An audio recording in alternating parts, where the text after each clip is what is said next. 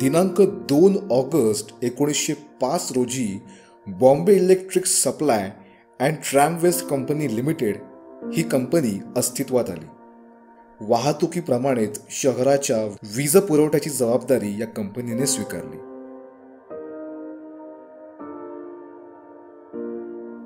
कुलाबा ते Crawford market हा विजेच्या ट्रॅमचा पहिला फाटा दिनांक 7 मे 1907 साली सुरू झाला.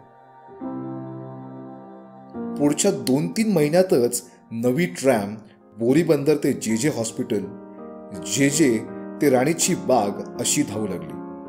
सगळे फाटे विजेचे होईपर्यंतच्या स्थित्यंतराच्या काळात विजेच्या ट्रॅम बरोबर घोड्याच्या ट्रॅमही सुरू होत्या. 1908 साल संपायच्या आत सर्व फाट्यांवर विजेच्या ट्रॅम सुरू झाल्या.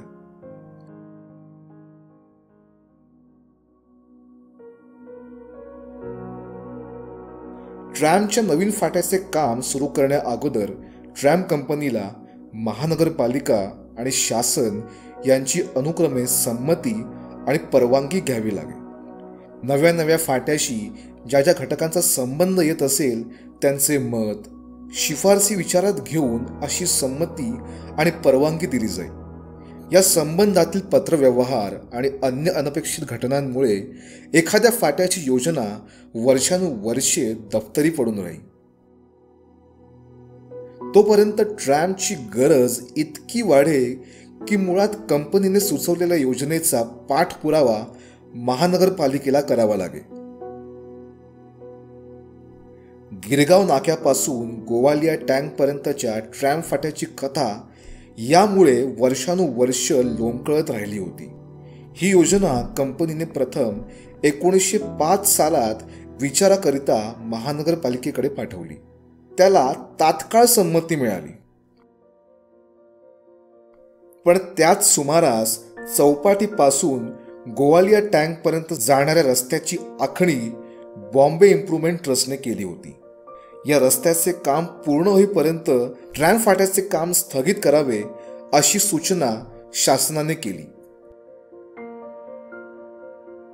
शिवाय ज्या फ्रियर ब्रिजवरून ट्रॅम फाटा जायचा होता तो ब्रिजही मजबूत करणे आवश्यक होते. पत्रव्यवहार होता होता पहिले महायुद्ध आले. ते संपल्यानंतरही ही योजना अधांतरीच राहिली.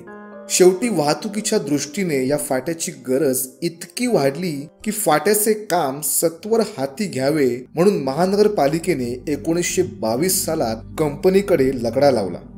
दरम्यानच्या काळात नवीन अडचण उपस्थित झाली. फाट्याच्या खर्चाचे अंदाज आता जुने झाले होते. किमती भरमसाठ वाढल्या होत्या आणि आर्थिक दृष्ट्या ही योजना अव्यवहार्य होऊन बसली.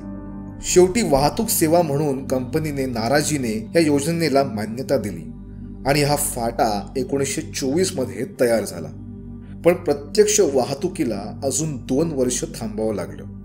या फाट्यावर तिकिटाचे दर काय असावेत या संबंधी बराच घोळ झाला आणि एकदाची 11 फेब्रुवारी 1926 रोजी या फाट्याची वाहतूक सुरू झाली.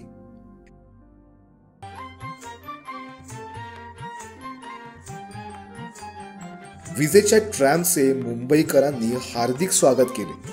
दिनांक 7 मे 1907 रोजी या वाहतुकीचे औपचारिक उद्घाटन महानगरपालिकेचे अध्यक्ष विठ्ठलदास ठाकरसी यांच्या हस्ते झाले. Municipal commissioner Shri Shepherd, deputy police commissioner Shri R Phillips, मुंबईचे कलेक्टर, कस्टमचे collector sir Bhalchandra Krishna Bhatwadekar, sir Harkisan Das, Narottam Das, Shri Ibrahim Rahimtulla आदी मुंबईच्या मान्यवर व्यक्ती, त्याचप्रमाणे अनेक नगरपिते, ट्रॅमवेज कंपनीचे managing director Shri Remington, chief engineer Shri Kapur वगैरे या समारंभास उपस्थित होते. सुशोभित ट्रॅम गाडी म्युनिसिपल ऑफिस समोरून ठीक 5:30 वाजता क्रॉफर्ड मार्केट पर्यंत गेली आणि म्युनिसिपल ऑफिसशी परत आली. विजेची ट्रॅम मुंबईत अशी वाजत गाजत आली. त्यानंतर सार्वजनिक वाहतुकीकरता 4 ट्राम गाड्या सोडण्यात आल्या. रात्री 11 पर्यंत त्या चालू होत्या.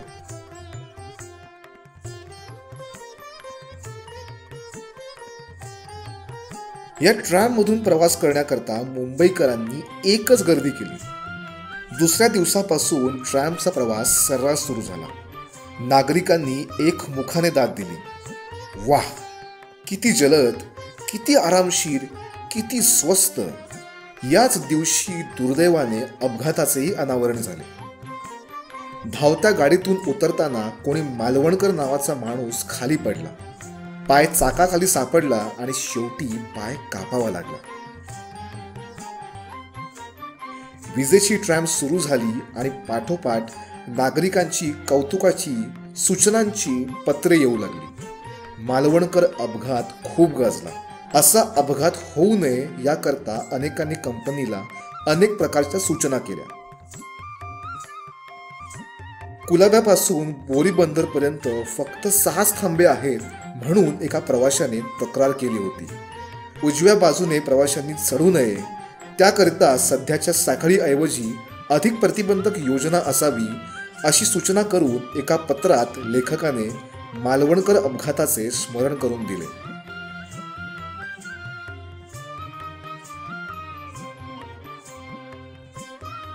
मुंबईतल्या पहिल्या ट्रॅम गाडीची ऑर्डर लंडनच्या ब्रश इलेक्ट्रिकल्स इंजिनिअरिंग कंपनीला देण्यात आली आणि जानेवारी 1906 मध्ये ती मुंबईत येऊन दाखल झाली. आरंभाला ट्रॅममध्ये पहिला आणि दुसरा असे 2 वर्ग होते.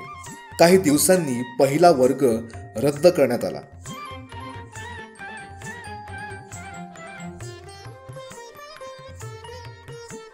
सन 1910च्या सुमारास आजच्या प्रमाणे ऑफिसच्या वेळेला सकाळ संध्याकाळी गर्दी होऊ लागली.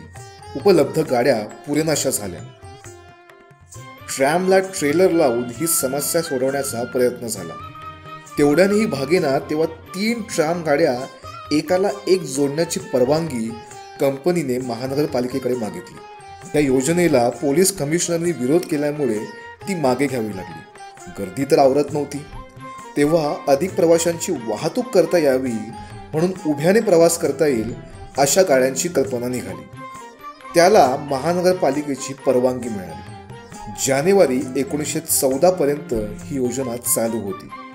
वाढत्या वाहतुकीची सोय करणे ही समस्या दिवसेंदिवस वाढत होती. त्यावर तोडगा म्हणून दुमजली ट्रॅमची कल्पना निघाली. सप्टेंबर 1920 मध्ये मुंबईत पहिल्या दुमजली ट्रॅम आल्या.